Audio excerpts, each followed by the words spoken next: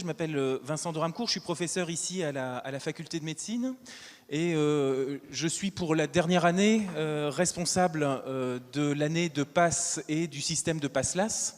Je passerai dès l'année prochaine et d'ailleurs on est en train de tuiler cette affaire avec mon collègue le professeur Lancel qui est ici au premier rang et qui participera avec nous à la session de questions-réponses. Et donc c'est pour la dernière fois moi-même qui vais vous présenter ce système de PASS-LAS qui va vous permettre à vous, les lycéens qui vous intéressez à nos métiers, d'accéder justement à ces carrières qui vous font rêver. Alors on va rentrer un petit peu dans le détail de ce système qui, vous le savez sans doute, est un petit peu complexe. Alors pourquoi la réforme il y a 3 ans? Pour différents arguments. Tout d'abord pour donner l'accès aux études de santé non seulement à des étudiants très scientifiques, comme c'était le cas avec le système précédent et depuis des générations, mais aussi à des étudiants qui auraient d'autres compétences dans d'autres domaines que les sciences fondamentales. Donc une espèce de diversification du profil des candidats. On veut ouvrir largement nos études aux lycéens, quel que soit finalement leur profil de compétences et leur choix de spécialité pendant le lycée. Autre idée reçue également que je veux d'emblée battre en brèche, c'est que certes on a supprimé la notion de redoublement dans cet accès aux études de santé, mais pour autant on garde bien 2 chances d'accès aux études de santé. Je vous expliquerai comment, ça c'est très important. On entend souvent dire que comme il n'y a plus de redoublement, eh bien en gros il faut l'avoir dès la première fois, sinon c'est foutu. C'est faux, l'accès aux études de santé se joue bien en demi-temps, hein, comme une finale de Coupe du Monde au football. Hein. Vous savez que rien n'est joué à la fin de la première mi-temps, il y a la deuxième mi-temps derrière, on l'a vécu il n'y a pas très longtemps. Et c'est exactement la même chose pour les études de santé. Donc 2 chances évidemment très importantes. Et puis le fameux concours qui existait autrefois, que ce soit pour la PCEM1 ou la PACES, n'existe plus, on ne parle plus de concours, on parle de procédure d'admission qui reste sélective, effectivement, il vaut mieux être bien classé dans la filière qu'on a choisie pour accéder aux études de santé, mais cette procédure d'admission maintenant fait la place belle également à la valorisation de certaines compétences et je vous en parlerai évidemment au fur et à mesure de mon topo. Alors malgré tout, vous le savez, ces études qui vous font toutes et tous rêver probablement restent des études sélectives. On a beaucoup aussi parlé de la suppression du numerus clausus. Voilà, bon ça c'était un discours un petit peu politique hein, pour rester poli, mais voilà, on a maintenant des capacités d'accueil en 2e année qui restent extrêmement régulées et évidemment il n'y a pas de place forcément pour tout le monde en cette 2e année, mais on valorise vraiment plus la notion de compétence que de classement maintenant pour accéder à nos études. Alors à l'Université de Lille, nous avons mis en place un système PASS-LAS avec donc 2 voies principales, la voie du PASS et la voie des licences accès santé, qui sont construits, ces 2 parcours, de manière tout à fait symétrique et selon un modèle que l'on appelle de majeur-mineur. Donc ça, c'est des mots importants que vous devez bien comprendre. Qu'est-ce qu'on appelle le système mineur-majeur? Eh bien, tout simplement, dans la PASS, la majeure, ce sont des enseignements santé, c'est-à-dire que 80% de l'emploi du temps est constitué de disciplines préparant à l'accès santé, et la mineure en PASS, c'est ce qu'on appelle la mineure d'ouverture, concerne une discipline hors santé au choix de l'étudiant et qui est choisie sur Parcoursup. Une licence accès santé s'est construite exactement en symétrique. La majeure, cette fois-ci, c'est la majeure disciplinaire de la licence, le droit, la psycho, le STAPS, les mathématiques, la physique, etc. Et je vous détaillerai toutes ces licences un petit peu plus tard.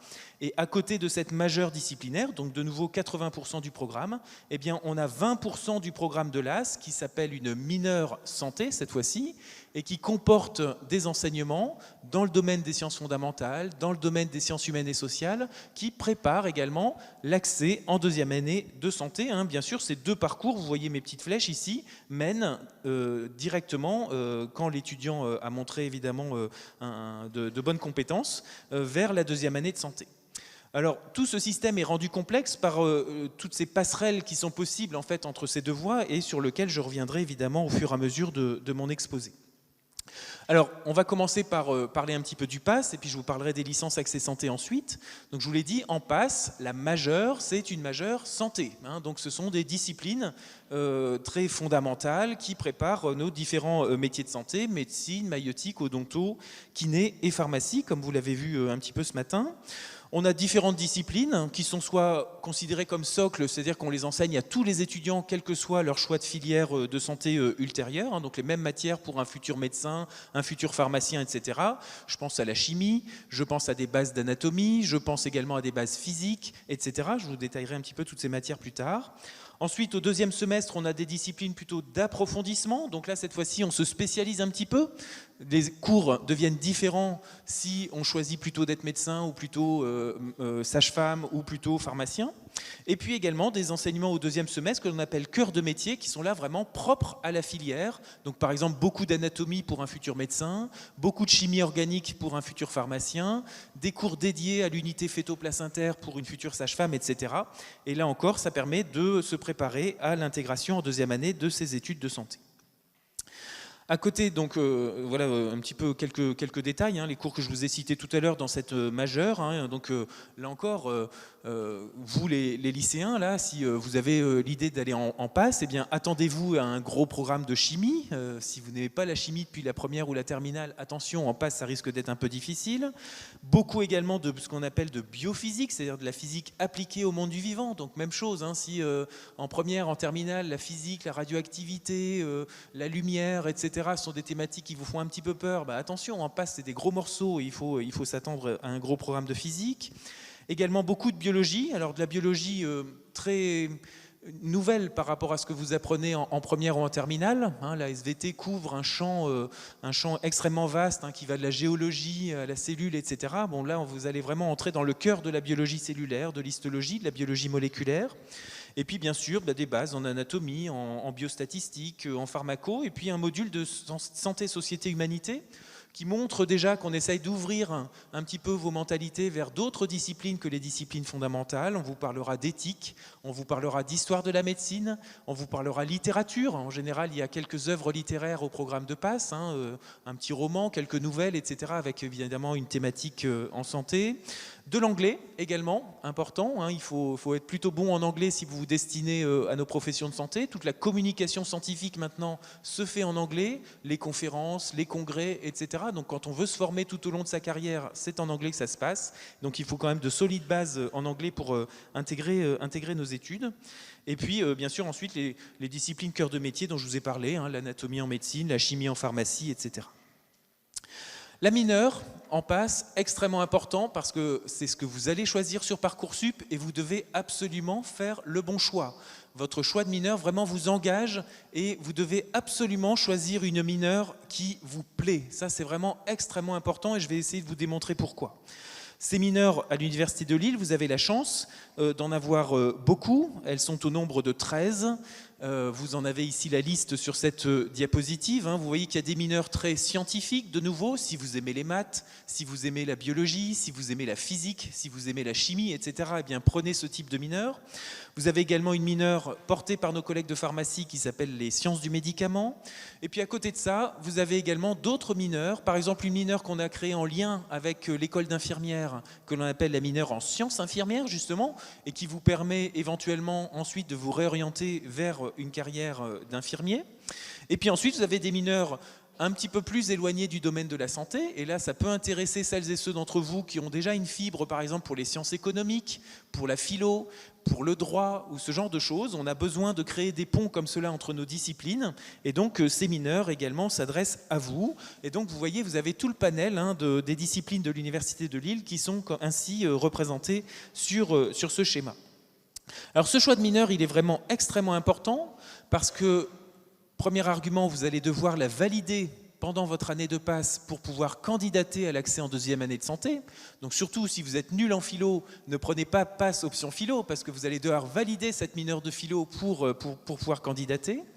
Et puis, votre mineur, c'est également votre parachute. C'est-à-dire que si vous n'êtes pas pris en deuxième année de santé au terme de votre année de passe, eh bien, même si vous avez bien travaillé, si vous avez validé votre année, vous pourrez directement aller dans la deuxième année de licence avec un accès santé correspondant à votre mineur. Par exemple, si vous avez choisi PASS option psycho, que malheureusement au terme de votre année de PASS, vous avez bien travaillé, mais votre classement ne vous permet pas d'accéder à la filière de santé de vos rêves, eh bien vous irez en LAS 2 de psycho l'année suivante pour pouvoir recandidater aux études de santé. Donc là encore, choisissez bien votre mineur parce que c'est quelque chose qui vous engage non seulement pour votre année de PASS, mais potentiellement pour l'année suivante en deuxième année de licence Accès Santé. Alors, en licence Accès Santé maintenant, donc l'autre système, je vous l'ai dit, c'est construit exactement en symétrique. Vous avez une majeure disciplinaire en psycho, en STAPS, en maths, etc. et une mineure santé. Et dans cette mineure santé, là encore, on a injecté dans le programme ce qui, de notre point de vue, était essentiel, vraiment la base de la base, des connaissances en santé permettant d'accéder à une deuxième année de santé. Donc là encore, ce sont des cours extrêmement filiarisés, avec beaucoup d'anatomie, par exemple, pour les futurs médecins, beaucoup de chimie pour les futurs pharmaciens, des enseignements spécifiques pour la maïeutique, la chirurgie dentaire, la kinésithérapie, etc. Donc vraiment, là, on est vraiment dans des enseignements qui sont très spécialisés sur la future filière de santé qui est choisie par nos étudiants qui s'engagent dans la voie d'une licence Accès Santé cette fois-ci. Là encore, cette voie des licences Accès Santé permet d'accueillir tous les futurs étudiants, puisque vous voyez la diversité des matières qui concernent les majeurs disciplinaires de ces licences Accès Santé. Ça va des sciences exactes, vraiment un crack de physique par exemple, mais qui n'aime pas la biologie, la voie des la LAS physique est faite pour lui, par exemple. Quelqu'un qui aurait déjà une fibre pour les sciences éco, vous avez une LAS également dans le domaine de l'économie-gestion. Si vous hésitez entre le monde de la santé et celui du sport, par exemple, je pense souvent aux futurs kinés là, qui se disent moi j'aimerais bien être kiné, mais bon, je sais que c'est sélectif, et si je rate kiné, j'aimerais bien quand même travailler dans le monde du sport, être manager d'une équipe, être gérant d'une structure sportive, être préparateur physique, ce genre de choses. Et bien par exemple là, la voie de la LAS STAPS est exactement faite pour vous, parce que voilà, vous vous engagez dans un monde plutôt du monde du sport, vous pouvez candidater aux études de kiné, et puis en cas d'échec, vous continuez votre parcours dans le domaine sportif. Donc voilà un moyen, là encore, de pouvoir jouer sur différents plans d'orientation professionnelle qui vous sont offerts par les licences Accès Santé. N'oubliez pas, pour celles et ceux d'entre vous qui habiteraient dans le Hainaut, que nous avons des LAS partenaires à l'Université Polytechnique Hauts-de-France de Valenciennes, dans le domaine du droit, de la gestion, des STAPS, des sciences du vivant également, et puis une licence pluriprofessionnelle également qui est proposée par l'UPHF à Valenciennes. La mineure santé, en voilà grossièrement le programme. De nouveau aussi beaucoup de sciences fondamentales, de la physique, de la chimie, de l'anatomie, de la biologie, et puis ensuite donc des disciplines vraiment cœur de métier, préparant à l'accès soit en médecine, soit en pharmacie, soit en maïeutique, soit en kiné, etc. Et tout cela est enseigné tout au long de l'année. Alors vous allez me dire comment on s'en sort d'un point de vue organisationnel. Eh bien c'est très simple. En PASS, la majeure, elle est enseignée du lundi au jeudi. Et le vendredi en PASS est consacré à la mineure d'ouverture. Donc là, les étudiants se dispersent sur tout le campus de l'Université de Lille pour aller suivre leurs cours de mineure d'ouverture. Et en LAS, c'est l'inverse. Du lundi au jeudi, nos étudiants sont dans leur discipline, en psycho, en STAPS, en mathématiques, etc. Et le vendredi, ils sont ici, à la fac de médecine, pour suivre les cours de mineure santé. On a un grand chassé-croisé comme cela le vendredi entre les étudiants des deux parcours. Alors, pour vous réexpliquer un petit peu le système d'admission, si je n'ai pas été suffisamment clair pour l'instant, voilà un petit peu de manière imagée comment ça se passe. Après avoir décroché votre baccalauréat et dès maintenant sur Parcoursup, vous allez devoir choisir entre ces différents parcours. Donc celles et ceux d'entre vous qui auront un profil scientifique de très haut niveau et très homogène entre la physique-chimie, les maths et la SVT par exemple, eh bien pourquoi pas s'inscrire en PASS, vraiment avec un profil homogène. Au terme de cette année de PASS, eh bien, les meilleurs d'entre eux, la tête de classement, eh bien, accéderont directement, au bout de cette année, directement en deuxième année de santé, médecine, maïeutique, odonto, pharmakiné.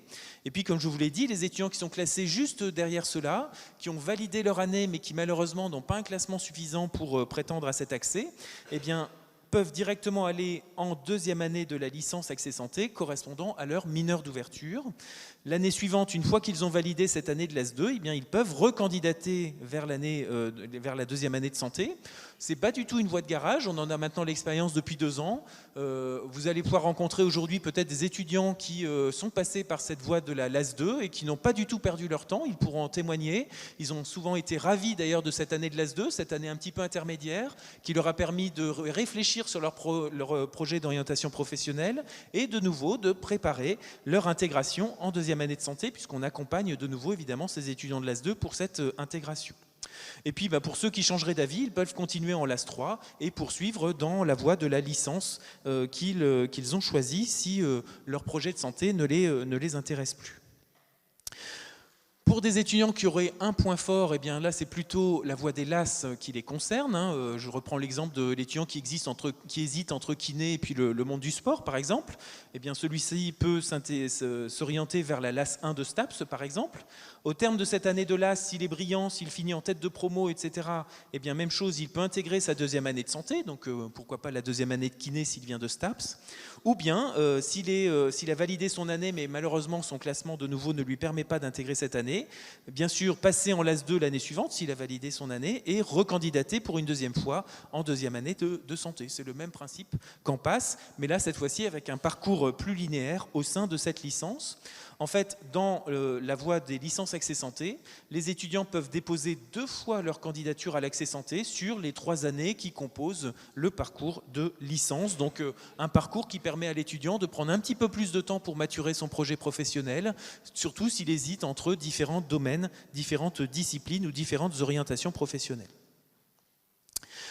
Ça, c'est quand ça se passe bien. Et puis, bien sûr, vous le savez, malheureusement, parfois, au vu de la charge de travail, au vu du rythme, peut-être parce qu'on a rêvé un petit peu trop haut ou qu'on a mis la barre trop haut en termes de capacité de travail, eh bien, la validation de l'année ne se passe pas comme prévu.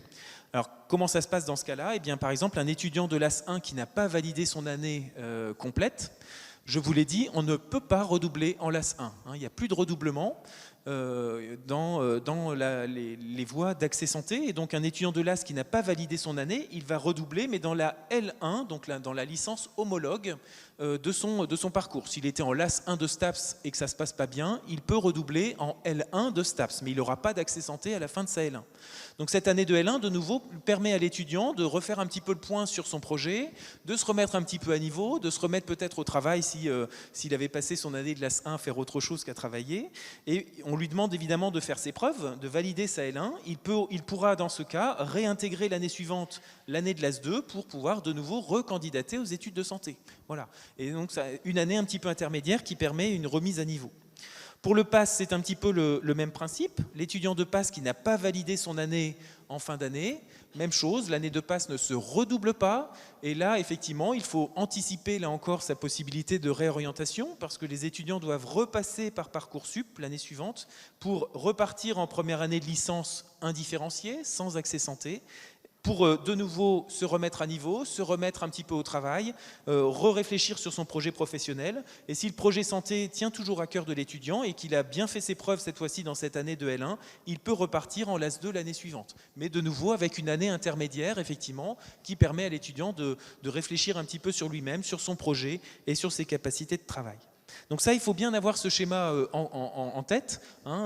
Le fait qu'on ne redouble plus, ça oblige quand même l'étudiant à prendre une année un petit peu intermédiaire, là en première année de licence, s'il garde son projet d'intégrer des études de santé dans l'avenir.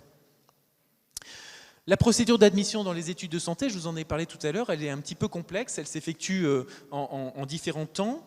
Le premier point, d'une part, question peut-être que vous vous posez, c'est est-ce que c'est plus facile d'accéder à la santé via une LAS ou via une PASS? Eh bien en fait c'est exactement identique. Pourquoi? Parce que nos capacités d'accueil, les places disponibles en deuxième année de santé, elles sont bien sûr calculées en fonction du nombre de candidats dans chacune des filières. Et donc le ratio, le rapport entre le nombre d'admis et le nombre de candidats, il est exactement identique en PASS et en licence accès santé. D'accord? Donc il n'y a pas de choix stratégique à faire, c'est pas du tout comme ça qu'il faut raisonner. Le choix de s'orienter en PASS ou en LAS doit se faire vis-à-vis de vos compétences, de votre profil personnel et de votre projet éventuel de réorientation derrière. Vous pouvez bien sûr candidater à plusieurs filières, mais comme je vous l'ai dit, il y a des enseignements spécifiques à chaque filière en deuxième semestre. Et au plus vous allez candidater à des filières différentes, par exemple vous hésitez entre la médecine, la chirurgie et la pharmacie par exemple, eh bien sachez qu'au second semestre, eh bien, vous allez devoir suivre les enseignements de ces 3 filières différentes. Donc vous alourdissez un petit peu votre emploi du temps et en général, raisonnablement, moi ce que je conseille aux étudiants, ils ont le droit d'hésiter, mais au maximum entre 2 filières, parce qu'au-delà, ça fait un emploi du temps beaucoup trop lourd à suivre. N'oubliez pas que la LAS 2, cette voie de réorientation, ou de deuxième chance, soit après une passe, soit après une LAS 1, c'est une vraie opportunité d'intégrer les études de santé. Ça n'est pas du tout une voie de garage, ça n'est pas une année perdue. L'année dernière, en LAS 2, on a récupéré en deuxième année de santé quasiment 90% des étudiants qui étaient admis en LAS 2. Donc c'est vraiment une véritable année à valoriser, à valider, pendant laquelle il faut continuer à travailler, bien sûr, parce que le jeu en vaut la chandelle. En fin d'année de LAS 2, on récupère 9 étudiants sur 10 dans nos études de santé. J'insiste grossièrement, les quelques étudiants qu'on n'a pas récupérés en deuxième année, c'est ceux qui n'ont pas travaillé leur LAS 2, qui n'ont pas réussi à valider leurs examens et qui du coup n'étaient pas admissibles, tout simplement. Alors l'admission en santé se fait en 2 temps, toujours par rapport au classement que l'étudiant obtient soit en passe, soit dans sa licence accès santé. Les cracks des cracks, ceux qui sont en tête de classement, ils bénéficient de ce que l'on appelle une admission directe en deuxième année. Et on a le droit, comme cela, de remplir la moitié de nos capacités d'accueil en deuxième année. Donc la moitié de ces places sont prises par les meilleurs, ils sont en tête de classement, et eux, après les écrits, ils ont directement leur ticket d'accès en deuxième année. L'autre moitié des places disponibles, eh bien, on les repartage parmi les étudiants qui sont classés juste derrière ces super cracks, là, ces grands admis. Et on les redépartage grâce à des épreuves complémentaires que l'on appelle des épreuves de second groupe ici, qui sont des épreuves orales. Alors ces épreuves orales, je voudrais quand même vous en dire quelques mots. Elles permettent aux étudiants donc, qui ont un classement intermédiaire, quand ils sont convoqués à l'oral, eh bien de nouveau de candidater à la deuxième année. Et on rebat un petit peu les cartes. Vous avez des étudiants qui étaient parfois même assez loin dans le classement, qui grâce à ces épreuves orales gagnent d'un seul coup 200 places et accèdent comme cela à la filière de leur choix. Et puis à l'inverse, vous avez des étudiants également qui perdent des places à cette orale, donc il vaut mieux bien s'y préparer. Ces épreuves orales, ça s'appelle des mini-entretiens multiples. Ce sont 4 petits entretiens de 10 minutes qui évaluent non pas des connaissances, là cette fois-ci il n'y a plus besoin d'être un crack en physique, en chimie, en maths, etc. Ça ne nous intéresse plus, mais on essaye de mettre en évidence chez l'étudiant des compétences qui nous intéressent pour un futur métier de la santé. Et ça se travaille dès le lycée. Et je m'adresse à vous les lycéens, vous pourrez dès maintenant ou même l'année prochaine quand vous intégrerez la première année, que ce soit une passe ou en LAS, commencer à vous préparer à ces épreuves orales. On va chercher parmi vous des compétences, par exemple, d'analyse et de synthèse. Ça, c'est pas sorcier, il faut lire la presse, il faut se tenir au courant, il faut lire des articles, savoir lire des graphiques, des cartes, des choses comme ça, des choses qui se trouvent exactement dans la presse généraliste, par exemple. Suivez le journal télévisé. Il n'y a plus un JT maintenant à 20h où on ne projette pas des petites infographies avec des cartes, des graphiques, des choses comme ça. Moi, j'ai regardé la première ministre il y a quelques jours qui nous parlait de la réforme des retraites, elle nous projetait des courbes, etc. C'est exactement ce type d'exercice qu'on va faire avec vous au moment de ces épreuves orales. Donc, on vous demande une certaine aisance à l'oral aussi. On vous demande de savoir argumenter, de savoir convaincre. Donc, sachez débattre avec vos copains, sachez débattre avec vos parents, avec vos amis, etc. sur tel ou tel sujet. Ça, c'est important de savoir valoriser des arguments sur tous les sujets qui occupent notre société. Et on va vous demander également de démontrer des valeurs humaines, de générosité, d'écoute, etc. Grâce également à un exercice particulier. Si vous avez plus de détails, je pourrais vous en donner un petit peu plus tard. Les places sont contingentées, ce tableau il est public, il est déjà connu pour vous, génération qui allez intégrer le système PASSLAS en 23-24. Vous seront offertes donc 220 places en pharmacie, 570 en médecine, 90 en odonto, 47 en maïeutique et 230 en kiné. C'est à peu près 20% de places de plus par rapport au système PACES. Grâce à la réforme, on a pu ouvrir les vannes. C'est cette notion de suppression du numerus clausus qui a permis vraiment d'ouvrir les vannes. En médecine, c'était 470 places il y a 3 ans. Vous voyez qu'on est maintenant à 570 places, donc plus 20% également. Quelle voie d'accès choisir? Là encore, un choix essentiel que vous allez devoir faire sur Parcoursup. Je vous le redis, l'année de passe, au vu de son programme de majeure santé, il est plutôt fait pour des étudiants ou des lycéens à votre stade qui ont un profil extrêmement homogène et de très bon niveau dans les matières scientifiques. Il faut être bon en maths, il faut être bon en physique-chimie, il faut être bon en SVT. Ça, c'est certain. Ça, c'est la meilleure manière de vous préparer au programme de passe. Attention au choix de la mineure, la mineure d'ouverture que vous allez devoir choisir, qui conditionne donc la validation de votre année et la voie de votre deuxième chance d'accès en santé. En LAS, ça vous permet de valoriser un point fort pas forcément dans le domaine scientifique. Il y a peut-être certains d'entre vous là qui ont une option au lycée déjà en sciences éco, ou bien qui aiment particulièrement la philo là en terminale. Hein. Il y a parfois des élèves qui ont cette révélation en terminale, qui ont peut-être une appétence pour le droit, etc., qui naît en eux. Et bien tout cela, vous pouvez le valoriser en licence Accès Santé. Et j'insiste, hein, le système d'équité des chances auquel on tient bien sûr très fort, il n'y a pas de voie royale dans ce système d'accès aux études de santé, et qui vous permet de faire le choix le plus serein possible entre la PASS et une licence Accès Santé en fonction de votre profil de compétences. Autre question que vous devez vous poser pour bien réussir votre orientation, c'est bien penser à votre plan B. Je vous le redis, hein, les études sont sélectives. Même après 2 tentatives, eh bien, on a encore des étudiants qui échouent. Et souvent, ils n'échouent pas au moment de la procédure d'admission, ils échouent surtout pour valider leur année. Hein, ils n'ont pas la possibilité de valider leur année et de passer en année supérieure. Donc il faut s'y préparer. Redoubler, c'est pas non plus une calamité. Se réorienter, changer de filière, ça l'est encore moins. Et donc pensez à votre plan B.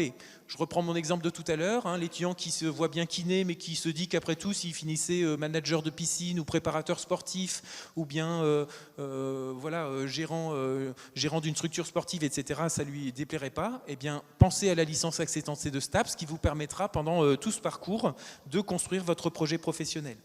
Il faut bien sûr quand même avoir de bons résultats en sciences, parce que ce soit en PASS ou en LAS, on va vous parler de physique, on va vous parler de chimie, on va vous parler d'anatomie, de biologie, etc. Il faut quand même bien s'y préparer. Il faut bien se connaître aussi, hein, ça c'est important, et là je m'adresse directement aux lycéens. Est-ce qu'au lycée, vous êtes déjà le pied enfoncé sur la pédale d'accélérateur à fond, là vous vous donnez à fond pour décrocher malheureusement un 12 ou un 13 en maths? Bon, ça, ça risque d'être un petit peu compliqué l'année prochaine.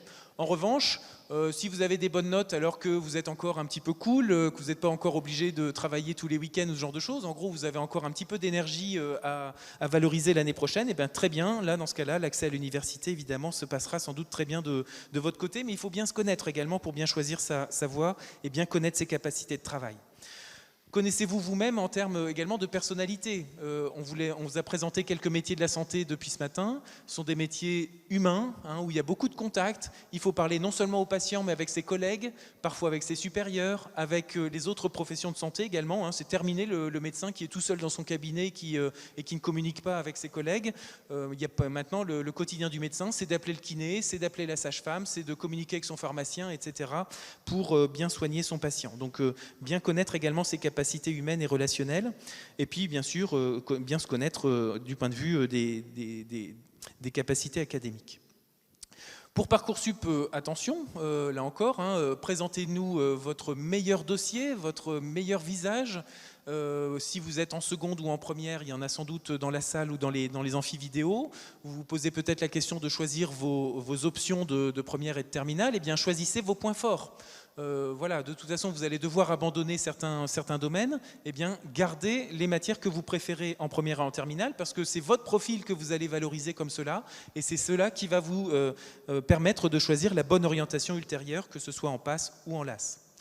Surtout pas d'année zéro, hein, pour les bacheliers de cette année. Vous vous dites, bon, l'année prochaine, je vais peut-être pas m'inscrire en PASS tout de suite parce que voilà, je me sens pas tout à fait prêt, je vais me faire une petite prépa qui va coûter une blinde à mes parents, etc. Eh bien non, nous, en commission Parcoursup, on donne la priorité aux bacheliers de l'année, bien sûr, et donc toutes ces prépas privées, ces prépas zéro, ces années blanches, etc., eh bien, on déclasse les candidats en donnant bien sûr priorité aux lycéens qui sont courageux, qui veulent d'emblée se confronter à cette première année de santé, que ce soit en PASS ou en LAS, et surtout pas de prépa privée.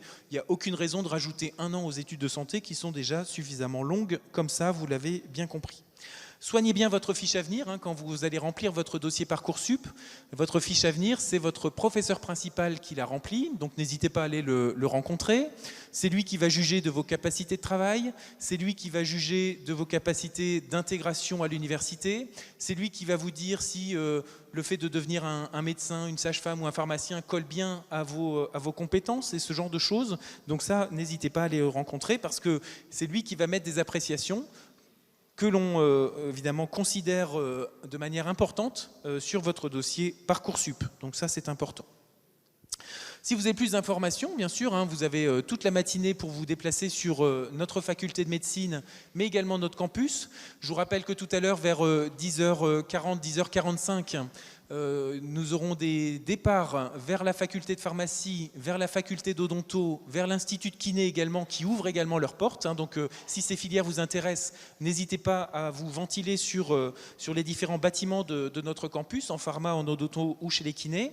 Si les études de médecine vous intéressent, eh bien vers 11h10, vous aurez une conférence dans l'amphi 2 qui sera donnée par le doyen Marc Azan sur les études médicales et toutes leurs transformations ultérieures, parce que là encore, dans nos études de santé, il n'y a pas que la première année qui est difficile, c'est ensuite toutes les années qu'il faut franchir. Ce sont des études qui se transforment énormément à l'heure actuelle, donc n'hésitez pas à bien vous informer sur tout ça. Vous avez également partout ici sur la fac de médecine des stands qui sont à même de répondre à vos questions. Le stand de la scolarité, le stand du tutorat également, qui pourront répondre à vos questions. Et bien, si vous le voulez, eh bien, on va consacrer là une vingtaine de minutes à répondre aux questions du public qui se trouve dans l'amphi 2.